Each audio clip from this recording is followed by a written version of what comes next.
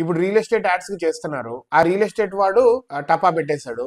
నా ఫ్యాన్ నాకు నచ్చిన సెలబ్రిటీ చేస్తున్నాడు, నేను దాన్ని నమ్ముతాను అని చెప్పి ఎవరైనా కొన్న వాళ్ళు ఉంటే మరి వాళ్ళకి అది టపా కట్టేశారు అనుకోండి, ఆర్ఎల్స్ ఐపీ పెట్టేశారు అనుకోండి, ఆ రియల్ ఎస్టేట్ సంథింగ్ వీడు చేసుకుంటాడా? వీడు కడతాడా? డబ్బులు వెనక్కి ఆ సెలబ్రిటీ కడతాడా? కట్టరు.